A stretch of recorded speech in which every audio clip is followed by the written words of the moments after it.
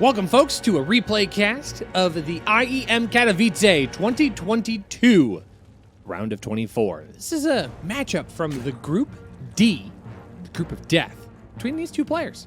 Spawning in the top right, it's our red Zerg player, playing for the Shopify Rebellion. This is Scarlett. And her opponent in the bottom left, the blue Terran player, playing for Team Liquid. This is Clem. My name is Rushi. Hello. We've got some wonderful replay coverage from IEM Katowice. First off, what an event. The official return to glory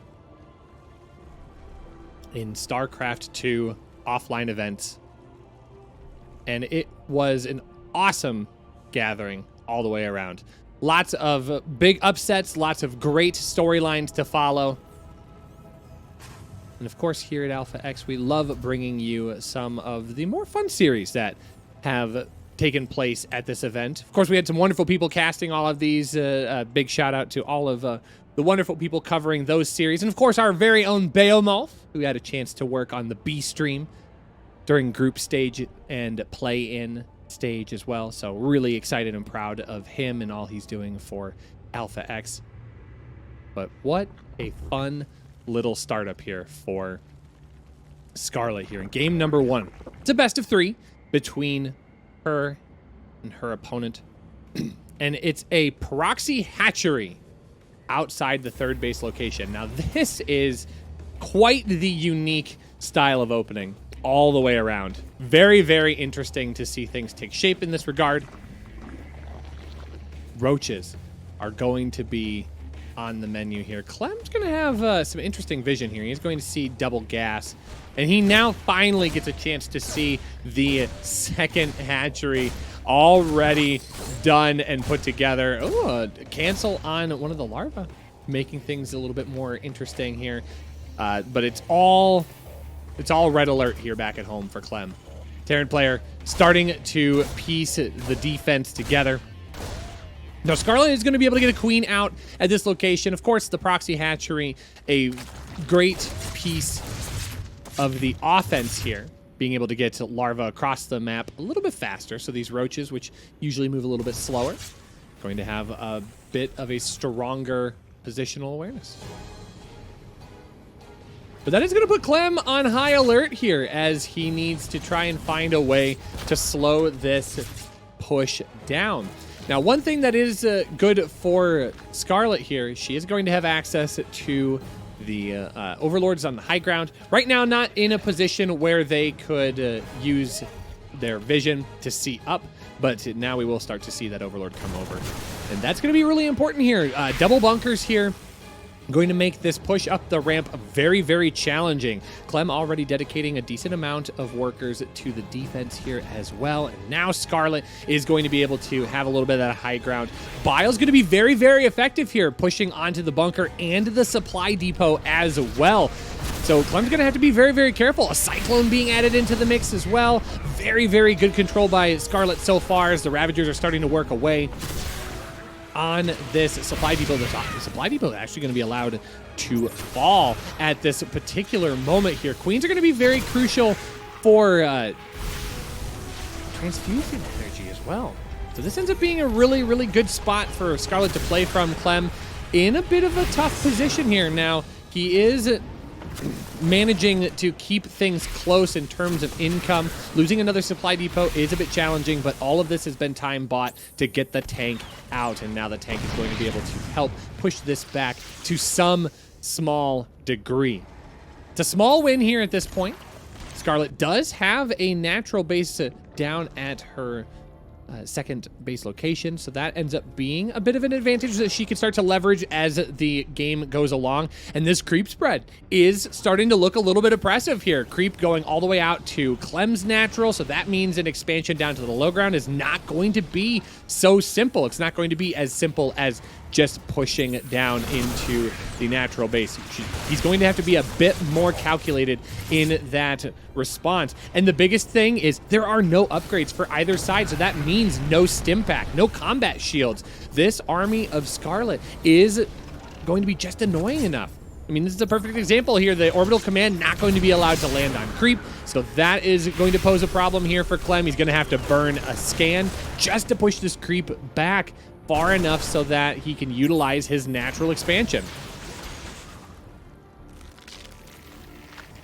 So all in all, unit count right now, 5 Ravagers, 4 Queens. It's just enough firepower to keep Clem on his toes. Having to wait for that creep to recede is a problem. The creep tumor here, I think that's going to be just enough to prevent this base from planting on the ground.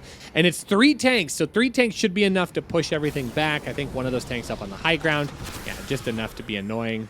And now Clem starts to realize, hey, wait a minute, there's got to be another creep tumor here.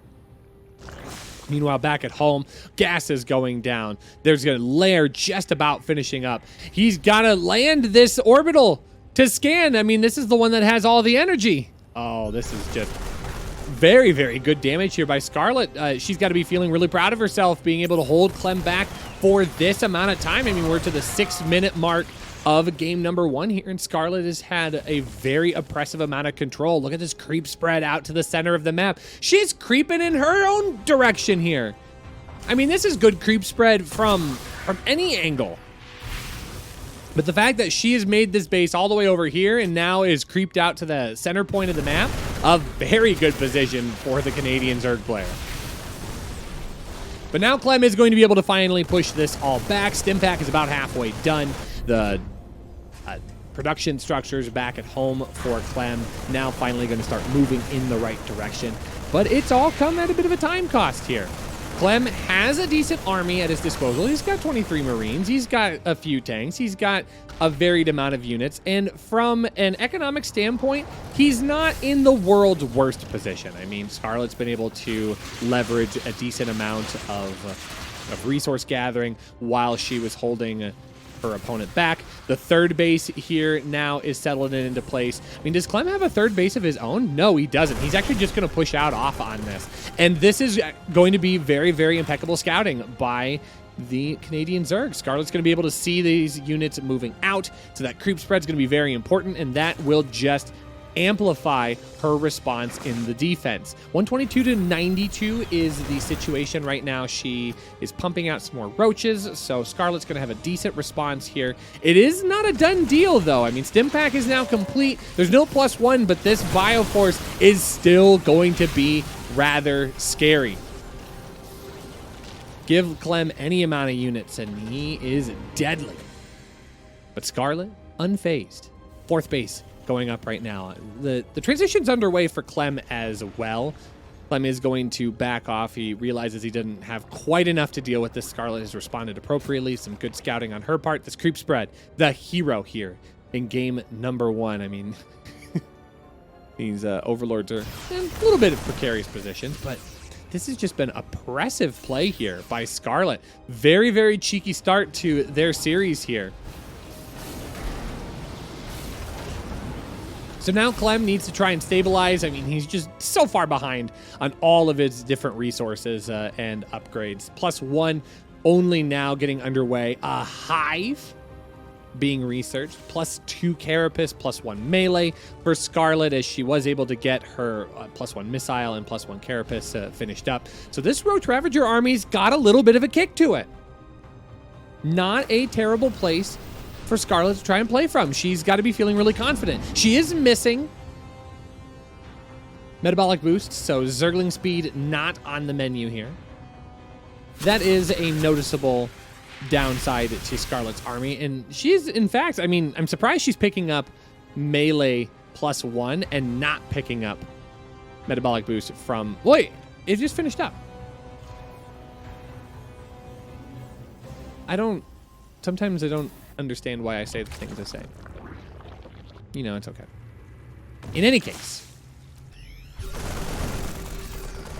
I'm going to try and clean up a little bit of creep out in the center of the map.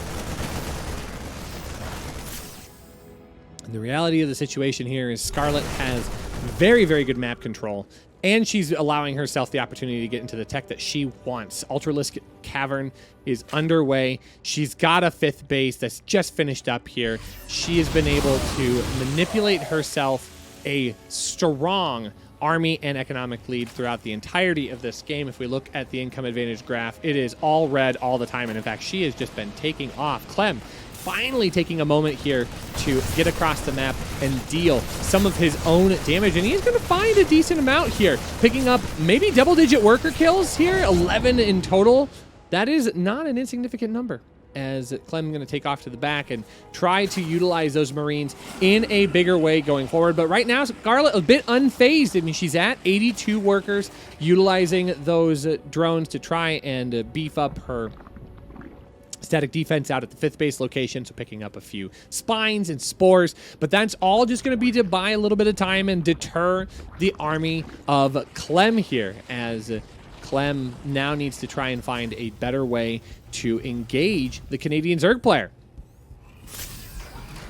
So we do see ghosts on the menu here. I think it is possible that Clem sees the writing on the wall, knows that ghosts are going to be a crucial aspect here. Seeing the Vipers alone, utilizing those EMPs is going to be helpful, but of course, it's going to be the big, bulky units that are going to come stumbling out on the field here shortly.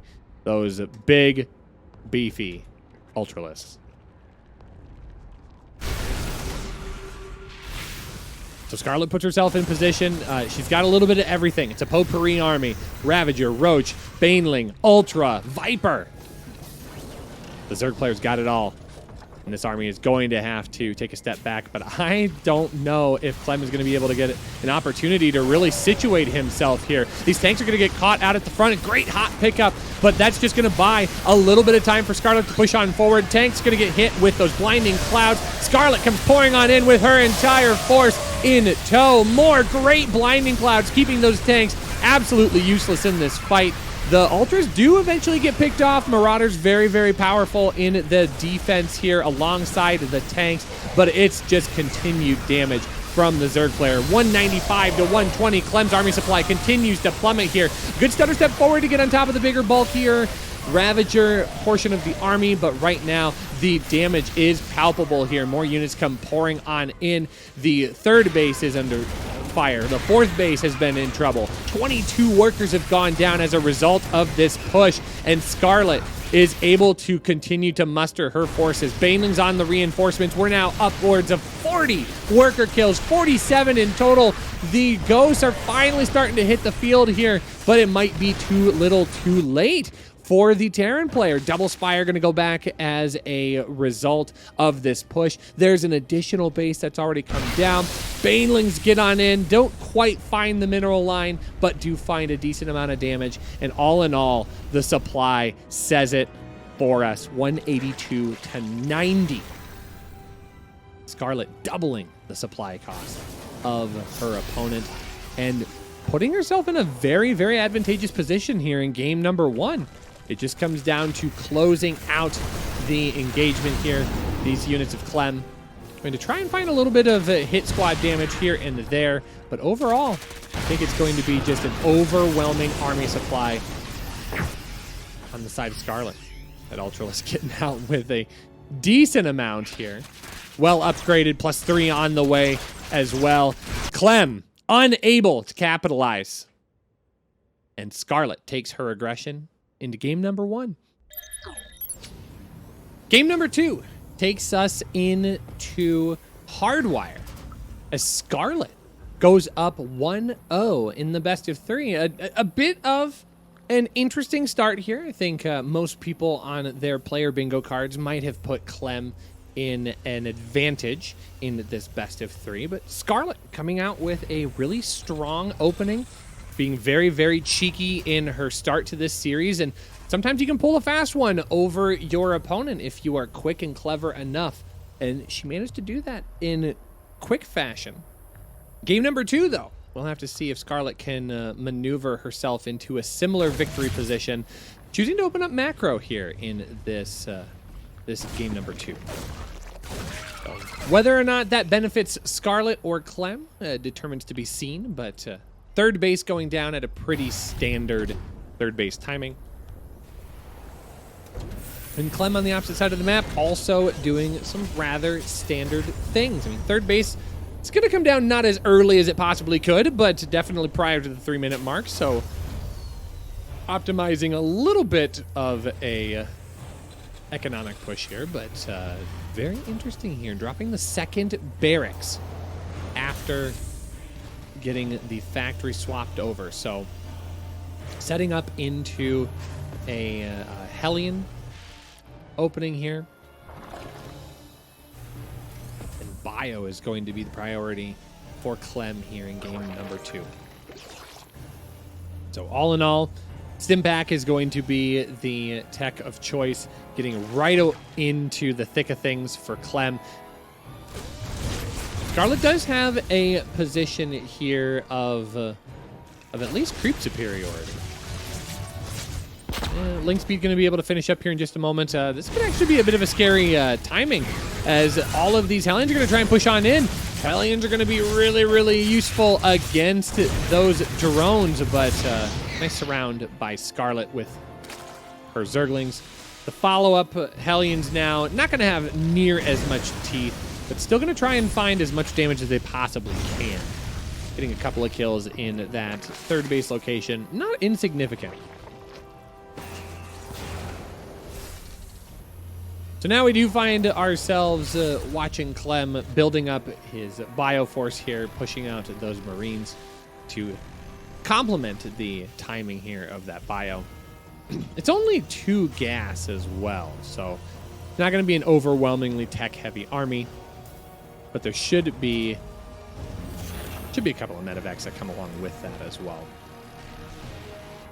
So as a potential response here, I mean, Scarlett hasn't had a chance to get in and do any scouting.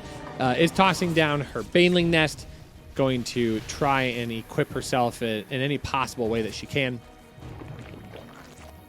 But I believe that the creep spread and the queen push has been rather beneficial here for Scarlett. Something that Scarlett's always been very, very adept at maintaining has been her creep spread. She has always been a person that can manipulate that creep spread in such a way that gives her great advantages and great map control. And it seems as if game 1 and 2 of this series with Clem not going to be the exception, as she is able to get her 4th base planted down. The 15 Marine drop here. Missing one of those Marines, I guess. Just left back at home.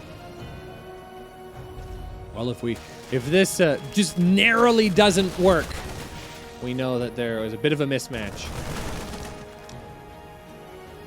Hey, Scarlett knows that the aggression is here. A large amount of Zerglings on the production tab here, 18 in total. Hydra's going to be the choice of tech moving forward for Scarlett here. Queen's going to try and body block a little bit of this army. This is a nice little bit of a choke.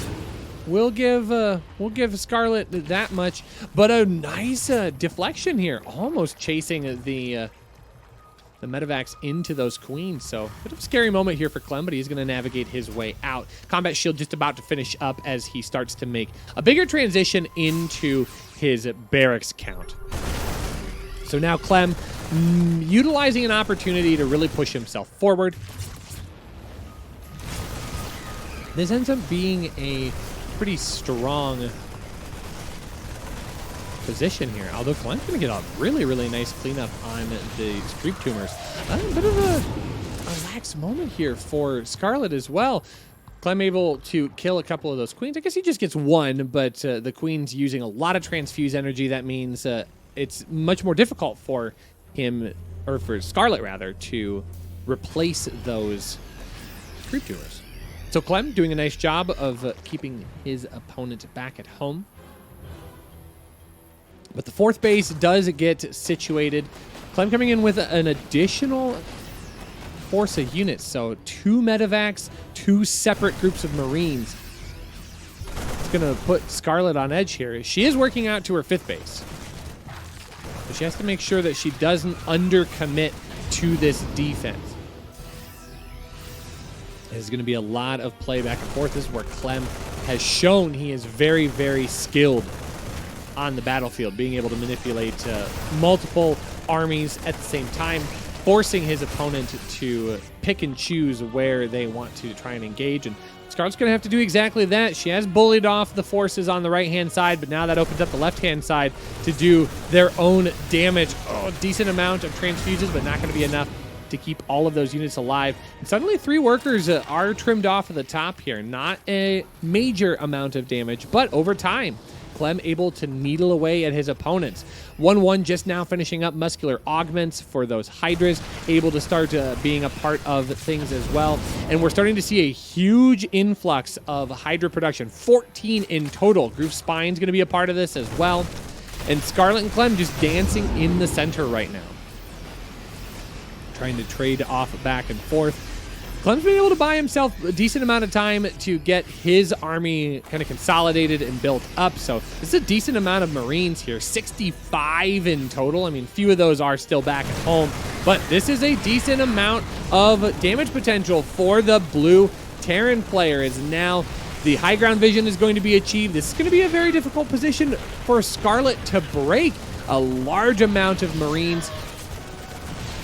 More than anything, it's just going to be trying to rescue that high ground vision and protecting that mineral line. But every second that goes by, tanks get rotated further and further forward. Here come the units on the south side. Now we'll be able to engage against those tanks. And some good connections by Banelings. But ultimately, this army is still going to be rather scary. Banelings are mostly expended and now fighting against only Hydras. Those Marines can be allowed to be aggressive. They're going to try and trim off as many units as possible, but here comes Clem once again with a follow-up on the left-hand side. So every amount of damage he's able to do in one location and forces his opponent into a full defend there, that just means he's going to have an opportunity with his follow-up force to deal additional damage and really stunt his opponent's growth.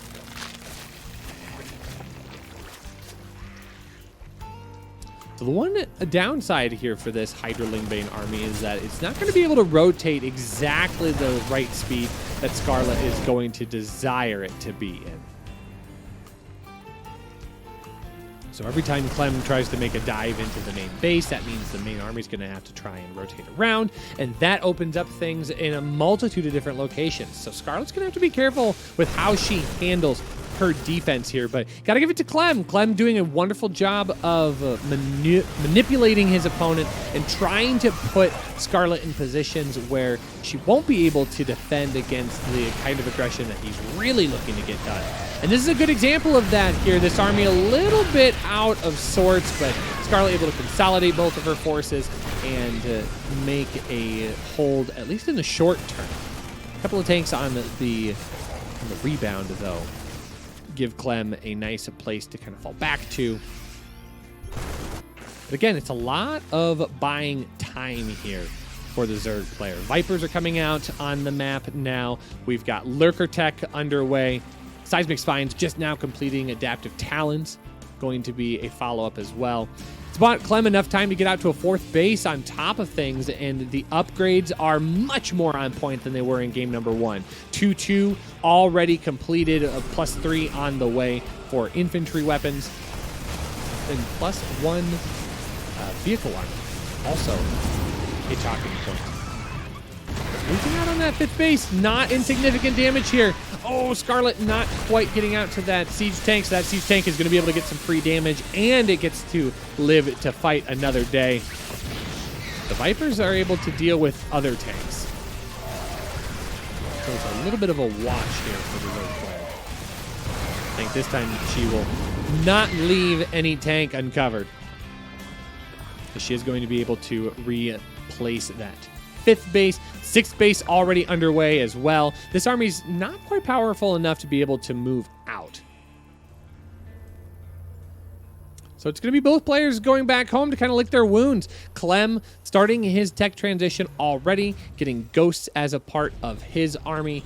Clem moving out to a 5th base as well. So the forward to 5th base location going to be a nice advantageous position to try and defend from.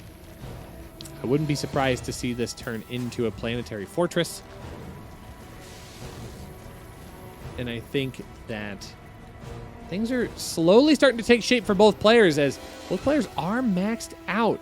The upgrades seem to be rather close to the same coin. +3 Carapace going to be going up. That's going to be a nice little setup for the Zerg player. But the Knives Network going to get shut down in the main base. That's just going to force a trigger on the opposite side of the map here as Lurker's not quite high enough in supply here. In fact, Scarlett's going to be bullied all the way back from that position. The Banelings, though, able to work their way into that third base location, dealing just a little bit of damage, but overall, Clem doing a wonderful job of avoiding major economic losses here. The units of Scarlett just trying to regroup once again. This is kind of all the way around a very interesting, precarious position for both players. It feels like Clem operating with a little bit cleaner efficiency. It has a little bit less of a bank. Scarlett does have a bit of her own bank at this point. It's going to allow for maybe a little bit harder unit transitions if she does want to get out of Lurkers, but it feels like Lurkerling Bane is the composition that she really wants to shoot for. She's got Vipers as a part of that as well. The positioning of Clem's siege unit's going to be very, very crucial in how he manages to defend against this kind of army composition. A second Nidus network going to go down as well, so those Nidus worms will be a force to be reckoned with here for Scarlett. So things now just kind of taking shape here. We're hitting the 14.5-minute mark. Clem stabilizing wonderfully on his base count. He's going to get additional command centers. These are going to more than likely start working their way out to these different base locations. And it seems like Scarlett needs to also try to respond in kind. She is now starting to work on the base at the 2:30 position, or I guess the 4 o'clock position maybe rather, and the 9 o'clock position. I think both of these players are looking to drag this all the way out. This is starting to feel like it will be a game where we're going to see it go to the later stages. We're going to see bases get mined out. We're going to see limited resources. And I'll be curious to see how this all takes shape. This is a really nice jump on the ghost portion of this army. Tanks get cleaned up. The Lings made sure to see to that. An Adrenal Gland Lings 2-3 on top of it, +3 melee, and actually just working on finishing up here. Those Banelings didn't want to overcommit, not trying to capitalize on any of that damage just yet. I'm enjoying the Lurker positioning here. Ghost, though, with snipes, very, very crucial part.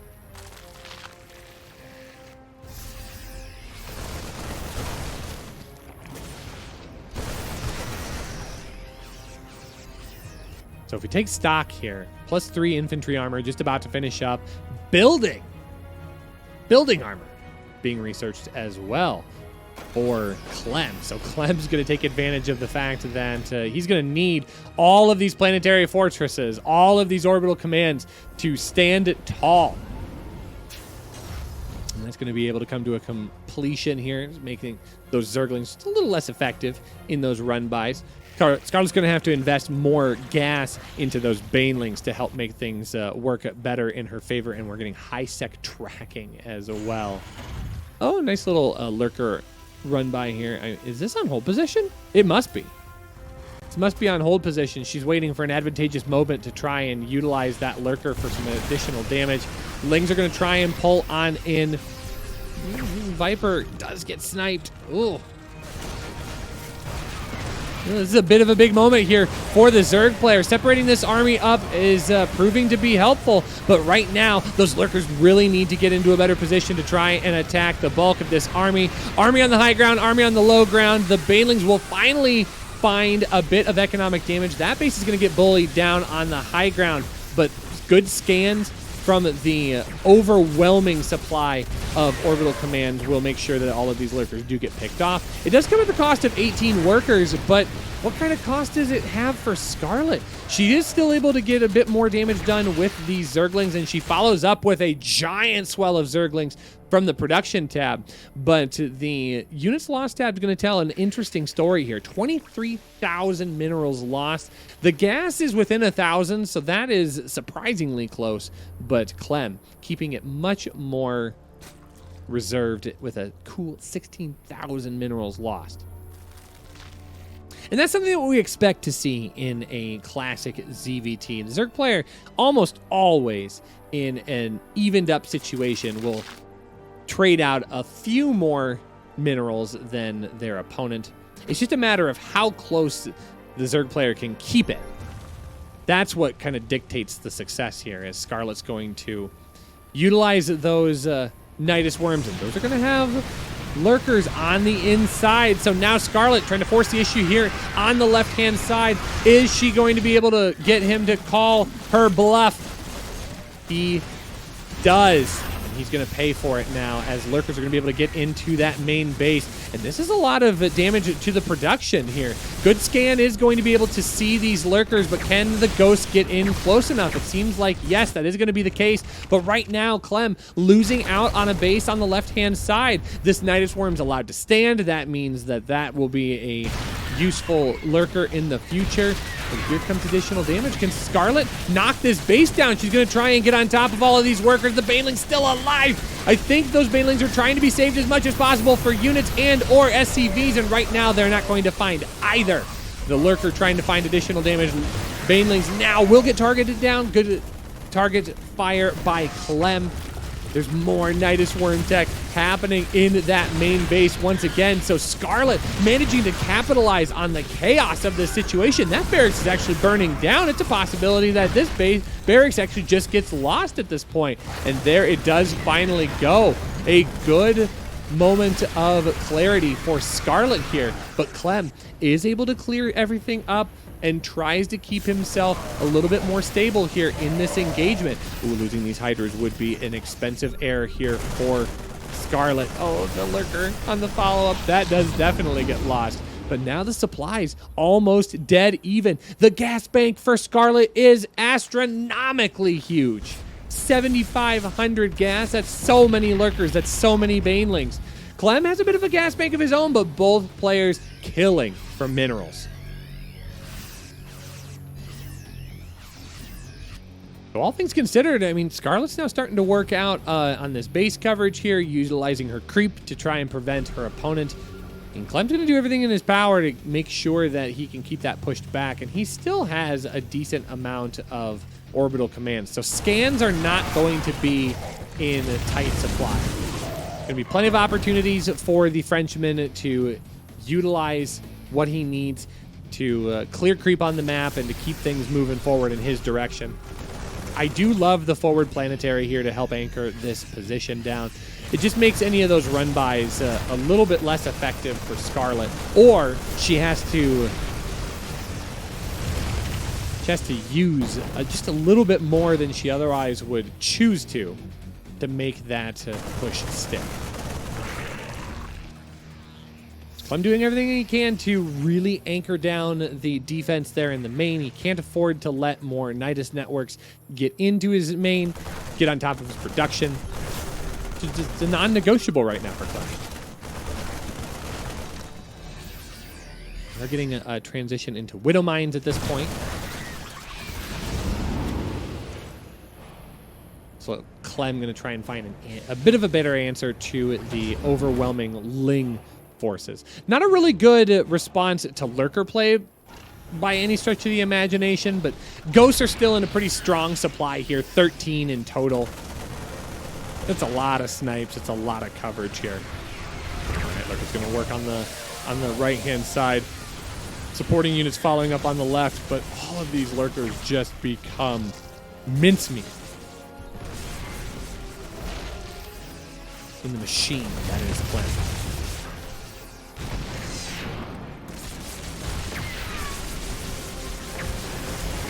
so many ghosts with so many snipes, picking off so many of these lurkers. Lurkers are going to have to back up. Clem slow pushing his way forward here. This base would be a great base to take down if Clem can get the coverage on it, and I think he absolutely will. It's Zerglings on the reinforcement here that keep things at least in Scarlett's defensive favor, but she's not able to find a decent way to engage this army. Clem has just found the delicate position that he needs to be able to push this base down, so that means Scarlett has to evacuate. She is going to have to try and fight a different day. But this Nidus Worm going to go down once again. Scarlett trying to play into Clem's type of style here, attacking in multiple different locations. This is the kind of sacrifice I was talking about here. Scarlett now has to use all of her banelings on that forward planetary, and now isn't able to push on forward, so she has to wait just a little bit longer. Vipers being brought in once again. Now we're starting to see a Spire change. We're at the 23-minute mark, and both of these players are just slugging each other left and right. Banelings kind of coming on forward here, overwhelming the tanks at least in the short term, but long term, having a difficult time finding the teeth to stick around. Just not enough damage to keep Clem on the defensive. Just not enough remaining in her army to be able to push forward even further.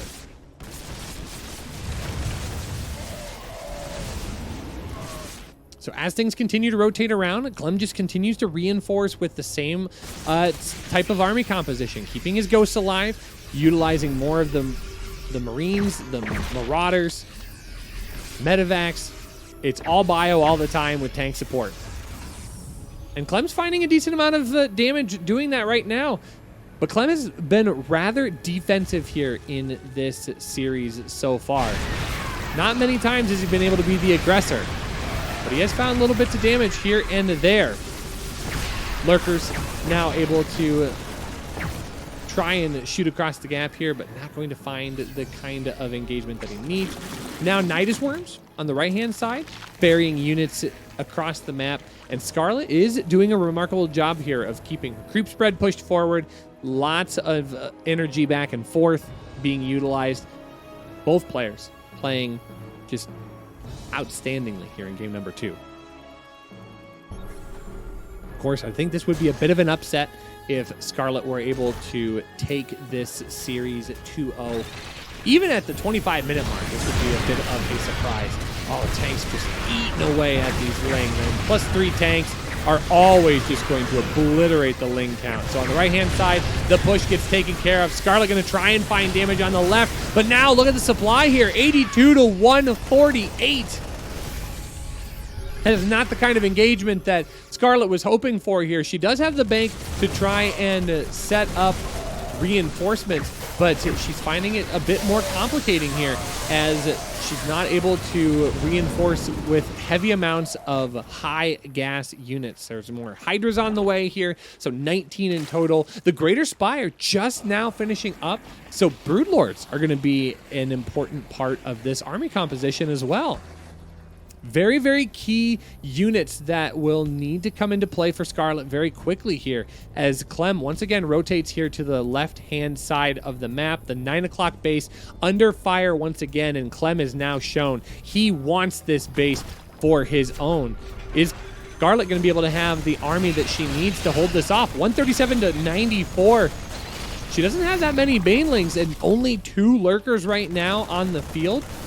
It's a bit of a scary transition moment here for the Zerg player as she doesn't quite have what she needs to be able to overwhelm this ground force of ghosts with Broodlord. In fact, only now are the Corruptors coming out in force to create blinding clouds here, utilizing those Vipers to pick off more and more of those tanks. But even then, once again, more units reinforcing for Clem. Scarlett takes huge losses once again, 187 to 159. She's able to continue to reproduce. She has the bank to make it happen.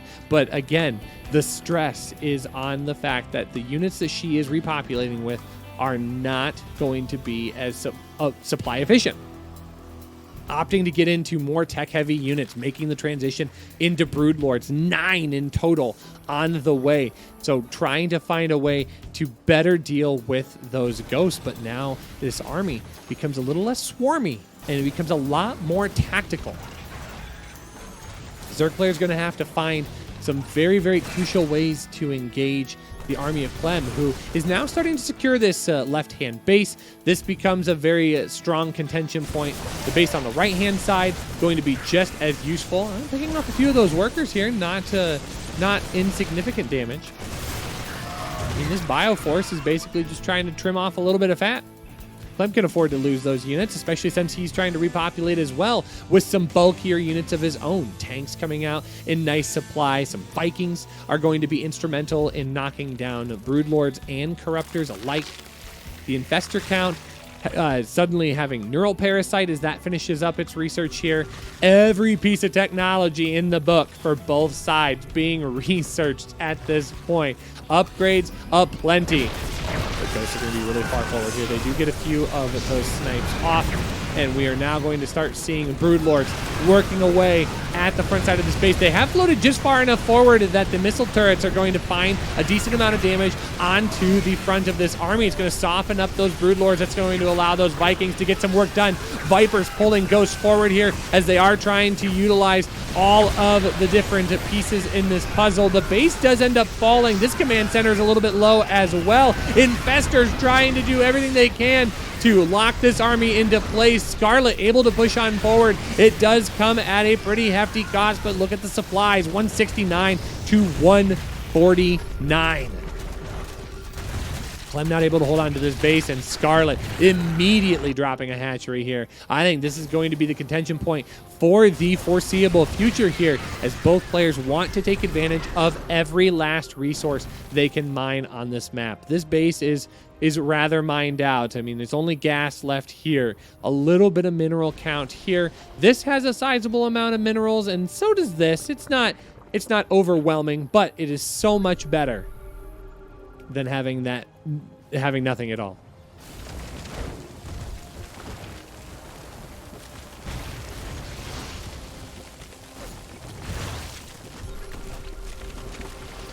As we approach the 30-minute mark in this game, woo, we're getting a big spread on these units. Both players playing just outstandingly in this game number 2. Clem on the verge of dropping an 0-2 series to Scarlett. He needs to come up with some creative ways to get through this portion of the game here. Nice little fungal does lock a few of those ghosts into place. No personal cloaking, no retreat. Super easy there at this point, but the tanks have been able to work far enough forward to start hammering away on this base once again. And there is not a really good way for Scarlett to reinforce this hatchery. More of those drones end up going down as well. She's down to about 57, but it's a stark contrast to Clem's 39, despite the fact that he has access to mules. Not exactly where he wants to be. A couple of those transfuses going to try and keep this hatchery alive, but overall, Clem going to be able to knock that down, and that's going to prompt a bit of a response here for Scarlett, pushing forward with these Broodlords. A huge fungal onto the Ghost army here. Gets another fungal once again. If she can continue to chain those fungals, that's going to be a lot of damage for Clem. With Scarlett 170 to 135, has she been able to push off the French Terran player? At least for right now, it seems it's possible that she has. Being able to move those lurkers forward offers a little bit more ground support in a situation here. And wow, what a positional advantage here for the Zerg player. It's just ghost production right now for Clem, who is desperately trying to get himself back on the high side of supply. 123 to 101 is not a horrible place to play from, but you know, a great way to leverage that advantage, or disadvantage rather. A little bit of nuke action. So it comes down to whether or not these ghosts can take advantage of that situation. A great use of spore crawlers and overseers to keep vision on all of these ghosts. So personal cloaking not going to be as effective here. But every time a ghost snipe goes off, that becomes a better situation for Clem as he is able to retreat those ghosts with minimal damage. But it looks like this hatchery once again is going to be able to stabilize again. Players starting to run out of resources here. Scarlett does have a little bit of mining on the right-hand side as well. It's Clem that is becoming a bit limited in his income. But look at this.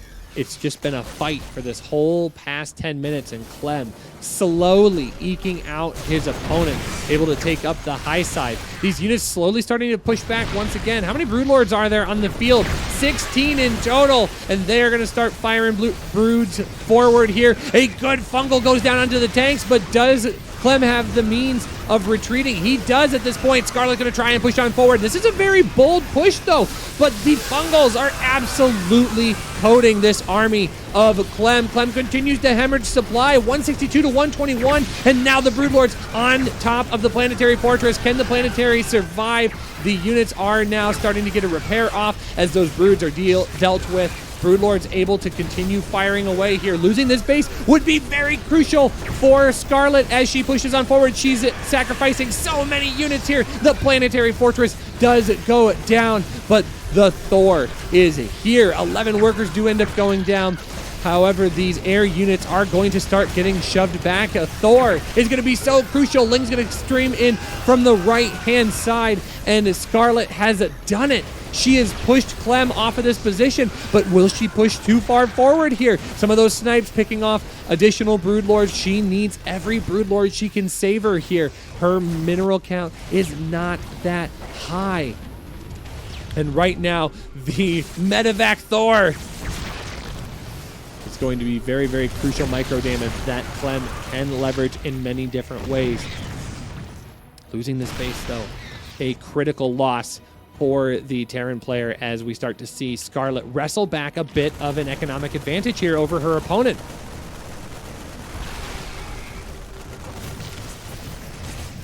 She's got to be able to hold on to this base in its entirety right now. Going to try and take some Lings on the right-hand side, checking to see if that base is alive outside of the main. And right now, currently not an issue. Additional resources being spent by Scarlett, repopulating her Broodlord count and getting herself into a few more infestors. So late game casters, still a very important investment for the Canadian Zerg player.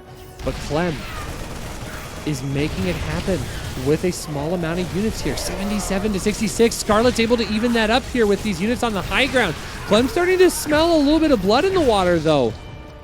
Is he able to capitalize on this moment? There's so many important caster units here. There's 12 infestors for Scarlett. Scarlett just needs to get some really strong chains on her fungal growth and allow her Broodlords to get additional work done. But that one Thor, 12 kills. One Thor is all Clem has needed to be able to push this air army of Scarlett back into a corner. So now the orbital command has been able to float on over. Additional mining is now taking place. Clem, once again, pushing himself up onto the top.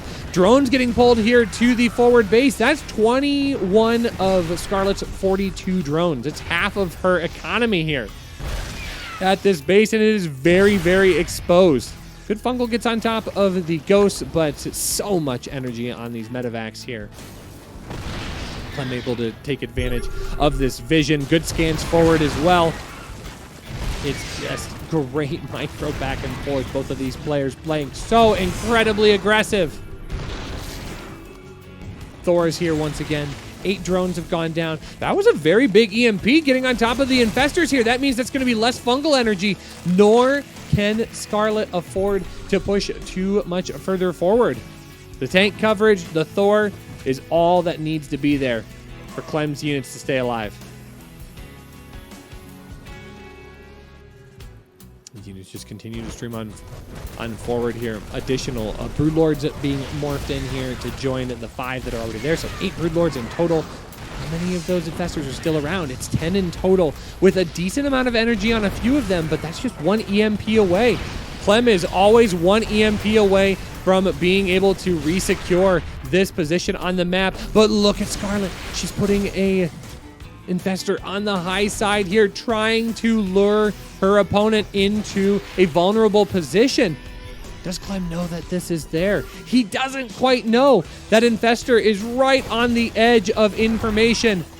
Can she make it happen? A giant fungal here goes down. It comes at the cost of the base here. Scarlett needs to find a way to respond, but she's having a difficult time really getting on top of this army. A couple of these ghosts do end up going down, but right now, Clem in a better position. He's going to stutter step forward here with these ghosts. That means Scarlett has to try and respond, and she does grab one shot with the Infestor on the right-hand side, but it's just not enough. Clem has whittled away his opponent. The base has gone down. This is a much worse situation here for the Zerg player, as Clem now is able to wrestle a bit stronger income advantage. And as this game continues to tick on the 38-minute mark, every mineral is precious. And right now, Clem, you can see 3 arrows in his direction. This base, a crucial mining zone for the Terran player. Scarlett slowly starting to fall apart on her supply here. 94 to 78. Clem has been steadfast in his position here. 73,000 minerals to the 53,000 minerals lost for her opponent. Big Daddy Thor up to 21 kills. Will he be able to? He's just going to walk out of there. What an Omega Chad. Thor finally gets the airlift that he has been calling for. 6 more Infestors just trying to utilize that gas bank that Scarlett has access to. A huge EMP gets on top of all of these Infestors, so that means energy is gone. The incoming units are not going to have the energy that they need. This is a rough situation that just gets rougher for Scarlett, as she has fought tooth and nail to try and best her opponent here. 39 minutes have gone by. Broodlords, Infestors, once the hallowed composition of Zerg. A huge fungal from the right-hand side. That's going to be the force that she needs to try and lock this down, but a great split on these ghosts, trying to minimize the impact. More EMPs go down. That's all the energy from the Infestors. This is dead weight. This is dead weight in her army. This Thor is still alive. 25 kills in total. The tanks are able to push on forward. Marines come in from the right-hand side, and these Infestors have absolutely no defenses. They will just be bullied back and away. These Broodlords now have to run in retreat. This is a much better position for Clem to try and fight from. A second Thor is on site here. This Thor, the hero, 30 kills in total. And I think Clem has finally done it. He has finally pushed Scarlett off of this position. She loses access to the 9 o'clock base, and with that, she loses access to any economic advantage that she could maintain in this game. And now additional bases are going to be under attack. More bio units come streaming across here. It's marine production, it's ghost production. A hatchery is going to fall, and suddenly Clem doubling the supply of his opponent. Scarlett might not be able to survive this game number 2. Creep is all she can muster at this point. The minerals are there, the gas is there, but right now Clem's economy is much stronger than that of his opponent. What a game here between these two players. Clem now able to clean up the creep at the 9 o'clock, taking this base, all but secures his victory in this game. Here comes the base to try to lock it all down. It looks like Scarlett going to try and mass every unit she's got. She's got all the drones here. Well, not all of them, about half of them. Here come the remainder. It's going to be one final push, still trying to make Infestors as much as she possibly can. And this will be one last final push. Clem getting forward, a giant EMP. That might be the final nail in the coffin here. This just doesn't have enough energy. Snipe's going to be able to get the remainder of these units. There are plenty of Infestors, but Infestors alone will not be enough. And Clem sweats out a 42-minute game to even up this best of 3 series 1-1. After the barn burner on Hardwire, game number 3 takes us to Berlingrad. both players just have to be absolutely wiped after that 40-minute slugfest. Game number 3 will determine which one of these players just wins a best of 3. It's not even like this is specifically a very, very big series between these two players. Of course, every series is very important. This is Group D play of the round of 24. IEM Katowice. Every series, very important. But this isn't a game that's going to determine like win or go home. This isn't a determinant of major, major money. This is just one of the best of 3s. But both players fighting like their tournament lives depending on it. And that just gives us a great glimpse at what both of these players are able to bring to the entirety of the StarCraft 2 scene. And we're so lucky to have both Scarlett and Clem as members of that community. But game number 3, I imagine, will be just as electric here. Both players opting to continue going into macro-oriented play.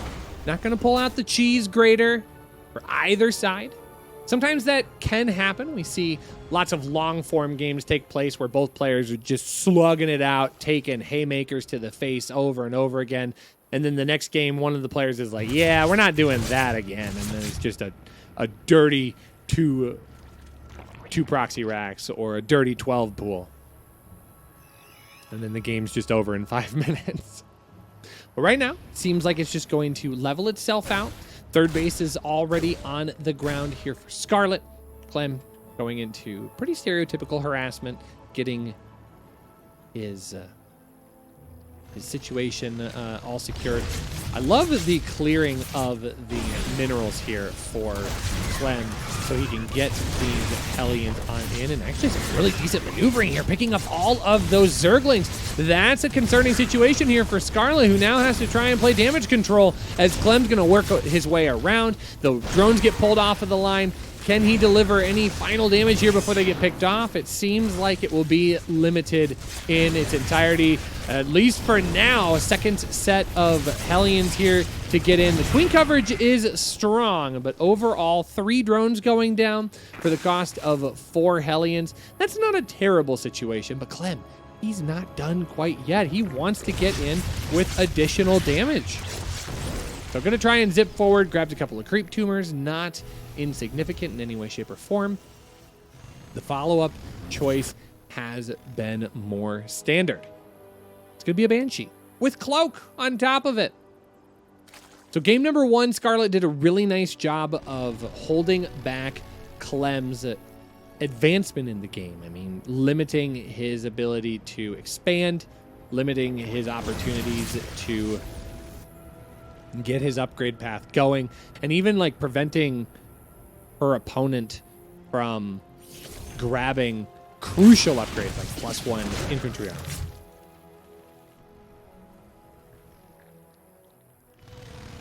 But not the case in game number 2, and right now a difficult progression all the way around as Clem's able to weasel his way in, grabbing a few more workers here and there. I think,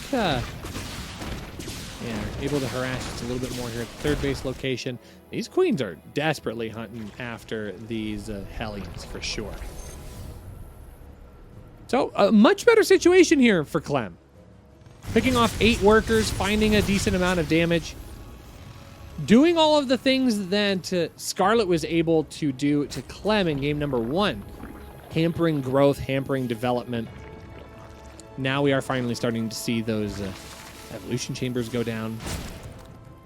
Double Banshee, a bit more of a frustrating issue to deal with, but good positioning by the Queen to be able to pick off one of those Banshees, and that's suddenly a much better situation for the Zerg player. Clem's going to have to rebound just a little bit, but Scarlett kind of building a little bit of a bank there. All of that development slowly starting to feel the effects of this constant harassment by Clem. And all in all, it's a great position for the Terran player to be in right now as he is able to continue stabilizing himself across the map. Third base is going to put itself into an orbital command. But not going to get a planetary fortress at this particular moment. We'll save that for a fourth base expansion.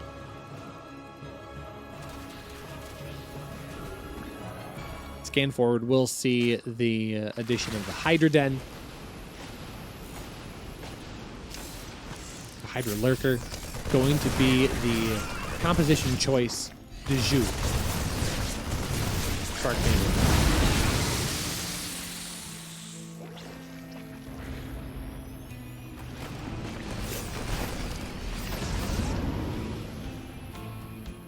So the medevac harassment will continue to move forward, trying to stifle Scarlett any possible way that he can. He's getting his third base situated, additional factories being brought in, producing more of those Widow Mines, which will be rather effective against the large Lingbane army of his opponent. Scarlett trying to take advantage of her creep spread at this point. Clem, knowing that that was a crucial piece to her success in game number 1, doing his best to try and push that back. So lots of scans going forward, a lot more scans available with that third orbital command at the third base location. Trying to find any possible vantage point that he can. Clem harassing in multiple different locations. Actually, Scarlett a bit supply blocked right now. Now finally getting 5 of those overlords going. Trying to balance that out just a little bit. 1-1 now finally finished up. 2-2, a bit delayed here for Clem. Not finding that in his build formula right now, as he is harassing in multiple places across the map. We do see +1 vehicle. Oh, actually kind of juggling that back and forth here. Now Clem does get 2-2 recognized. I think he actually canceled that +1 vehicle armor to make sure that he gets 2-2 on the way. I think that's a smart choice by the French Terran player. Concussive shells as well, anticipating the need for zoning out some of the bulkier, bigger units. Clem has just been oppressive here. Scarlett not able to capitalize on her creep spread, and now Clem's actually kind of just shoving up the gut here. Nice Bioforce trying to get on top of this third base location. Widow Mines are going to try and engage onto the Zerglings. Some really, really good shots going forward. Scarlett, though, able to try and stabilize as she best is able to while on creep. Her creep spread still remarkable despite Clem's constant pushback. We will see Clem get out to that fourth base location, 168 to 146. Scarlett trying to take a couple of different bases, and Clem taking just full advantage of the situation. Queens getting on top of the medevacs are a good way to try and play, but Clem is just everywhere all at once, canceling buildings in the main base here, killing off workers. It's going to be double-digit worker kills before this attack is all said and done, and these Marines are still firing away here at this point. Now finally getting picked up, not getting picked up by the weakened medevac, so they will be able to survive the escape, and another army getting onto the 12 o'clock base of Scarlett. Scarlett's in a really rough position here, only now starting some additional Banelings to help with this defense. There are some Banelings that are coming up, but it's going to be a little bit too little, too late here. This base is going to get weaseled down, and Scarlett now has to try and strike a little bit disadvantageous here as she's not able to consolidate all of her forces, and suddenly these units fighting just a little bit off of creep, able to push things back, but only for a brief amount of time. Here comes another hit squad from Clem. This might be a little bit intercepted. Only a couple of Hydras here, though, so not going to be an incredible amount of damage to push things away. And Clem really just working his opponent over and over again, not letting Scarlett stabilize, not allowing her the opportunity to just consolidate all of her units. It's all Clem all the time. This hit squad out here at the expansion will finally get cleaned up, but is this going to be enough here? Lurkers now finally being introduced to the field.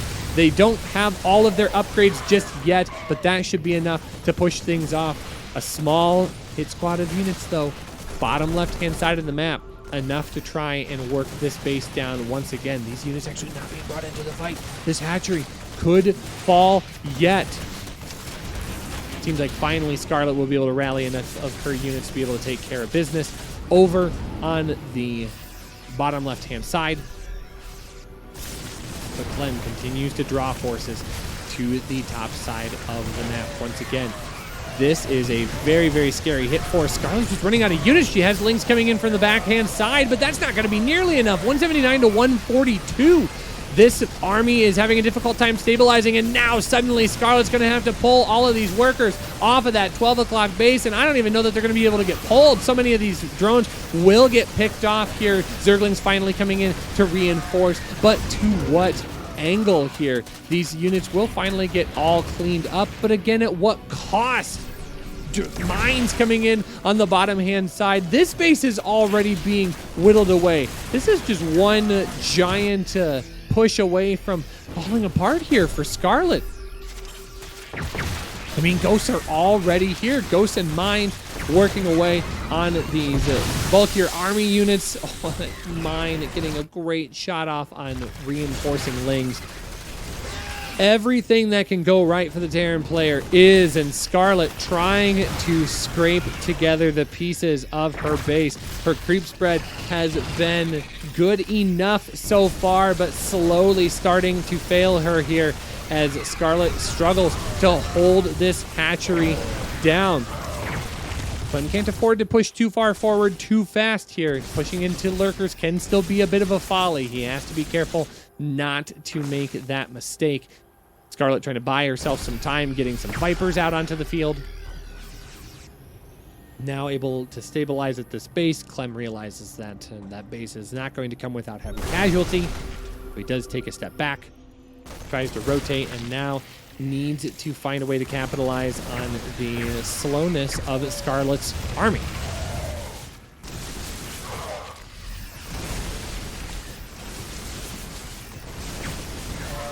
This becomes a precarious situation. Baneling's trying to connect on the weaker side of this army, but Clem able to split things up.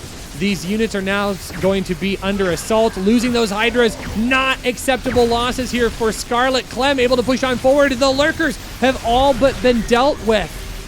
Every single lurker goes down here. Scarlett starting to lose access to this base. This base going down could potentially be the end of her run in this series. And now Clem knows that he has a base to fall back to if he needs to. Wants to start harassing the more sturdy base here at the 4th base location. 12 drones have gone down in total. More workers will start to fall as this army slowly pushes forward. A Liberator trying to help anchor down the position as well as these units will continue to get more damage done. Scarlett can no longer hang on. She tosses out the GG, and Clem with a brutal game 2 and 3 comes back and wins the series 2-1 over his opponent Scarlett.